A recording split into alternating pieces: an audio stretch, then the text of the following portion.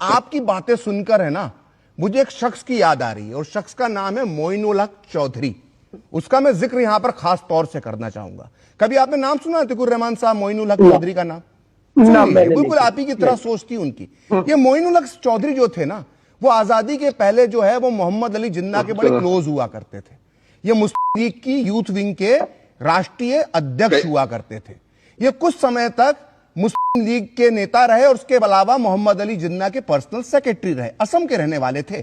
और इसके बाद इनका एक बड़ा फेमस कोट है जो इन्होंने कहा था कि जिन्ना को कहा था कि जिन्ना साहब, असम को मैं चांदी की थाल में रखकर आपको दे दूंगा।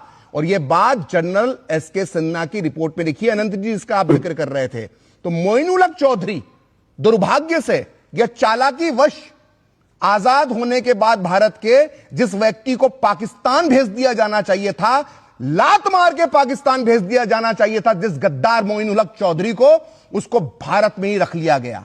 और उसने दामन पकड़ा भारत के जो राष्ट्रपति बने बाद में फखरुद्दीन अली अहमद का। उनकी दम पर 5 बार विधायक रहा असम का। उसके बाद असम में 1967 में मंत्री बना और उसके बाद केंद्र सरकार में 1971 में इंदिरा गांधी की सरकार में औद्योगिक मंत्री बन गया। यह असम का दुर्भाग्य है कि उसने ऐसे गद्दारों को पाला। जिस तरह की बातें आपने भी थोड़ी देर पहले करी कि घुसपैठियों का सेट बना दिया जाए, ये वही मोइनुल हक चौधरी थे जो इस तरह के गद्दारों को पालते थे, जिन्होंने आज असम का यह हाल कर दिया है। और इनके सर पे हाथ था फखरुद्दीन अली अहमद का, जो राष्ट्रपति बना इस देश का एक दिन जाकर। ऐसे लोग, और यह बात मैं अपने मन से नहीं कह रहा हूं, यह बात मैं कहने के लिए साबित करना चाहूंगा बीके नेहरू की पुस्तक। जानते हैं बीके नेहरू कौन थे? बीके नेहरू जो थे वो जवाहरलाल नेहरू के सगे भतीजे थे, इंदिरा गांधी के सगे चचेरे भाई थे, राजीव गांधी के मामा लगते थे। और इन्होंने पुस्तक लिखी है नाइस गाइज फिनिश सेकंड। और मैं इनको इसलिए हवाला दे रहा हूं क्योंकि असम के 5 साल तक राज्यपाल रहे। और इन्होंने क्या लिखा था, अतीक जी आपको सुनना चाहिए, क्योंकि आपने जो थोड़ी देर पहले असेट वाली बात कही है वो जरूरी है। तो बीके नेहरू अपनी किताब में लिखते हैं